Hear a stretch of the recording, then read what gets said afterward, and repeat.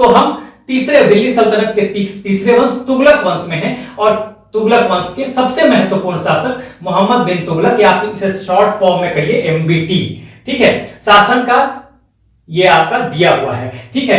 किसका पुत्र है? गयासुद्दीन तुगलक का, और यही फाउंडर है, ठीक है। इसके पहले मैंने आपको बताया था, जब थोड़ा सा रिवाइज जरूर करेंगे कि पिछला वीडियो हमारा जब तुगलक वंश की शुरुआत हुई थी तो मैंने बताया था कि गयासुद्दीन तुगलक जो है यही फाउंडर है, जो कि खिलजी वंश के अंतिम शासक खुसरो खान कह लीजिए, खुसरो मलिक कहीं लिखा हुआ मिलेगा, कहीं खुसरो शाह मिलेगा, उसकी हत्या करता है और उसकी हत्या करके ये तुगलक वंश की शुरुआत करता है। इस वंश को करौना तुर्क वंश भी कहा जाता है, क्योंकि गयासुद्दीन तुगलक के फादर जो थे उनका जो ओरिजिन था वो करौना तुर्क एक जाति होती है तुर्कों में, उनसे था, इसलिए इसे कई जगह पर करौना तुर्क वंश भी कहा जाता है तुगलक वंश को, ठीक है। एक दो बातें और आप नोट कर लीजिएगा गयासुद्दीन तुगलक के बारे में, ठीक है, कि ये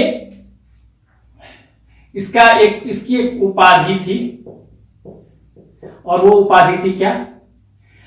अल शहीद। कहीं आ जाए, कई बार पूछा गया है, अल शहीद, ठीक है, अल शहीद इसकी उपाधि थी, तो ये नोट कर लीजिएगा।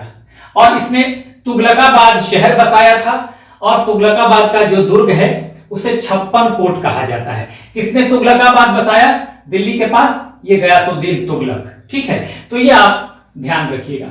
अब जो मोहम्मद बिन तुगलक है, हाँ, इसको हम देखेंगे, इसके बारे में भी थोड़ा सा जान लीजिए, थोड़ा सा रिवाइज कर लेते हैं। पिछले वीडियो में हमने देखा था कि गयासुद्दीन तुगलक जो है इसके कुछ इंपॉर्टेंट काम थे, जैसे कि इसने सबसे पहले दिल्ली सल्तनत में नहरों का निर्माण कराने वाला ये व्यक्ति था गयासुद्दीन तुगलक। हालांकि जब आप नहरों का नेटवर्क या जाल की बात करेंगे तो आगे आप तुगलक वंश का नेक्स्ट शासक इसके बाद जो आएगा, सुल्तान जो आएगा फिरोज शाह तुगलक, उसने किया था। लेकिन नहरों के निर्माण का काम, यानी कैनाल के निर्माण का काम गयासुद्दीन तुगलक द्वारा किया जाता है, शुरुआत की जाती है। उसके अलावा अलाउद्दीन खिलजी ने, आप जानते हैं कि दाग और हुलिया शुरू किया था सेना में, मैं बता चुका हूं, हाँ, उसको प्रभावशाली बनाएगा कौन? गयासुद्दीन तुगलक। शुरुआत करेगा खिलजी वंश का अलाउद्दीन खिलजी, लेकिन प्रभावशाली बनाएगा, सुदृढ़ करेगा उसे गयासुद्दीन तुगलक, तुगलक वंश का जो फाउंडर है। दाग और हुलिया मैं बता चुका हूं, दाग घोड़े पर ब्रांड लगाया जाता था पहचान के लिए,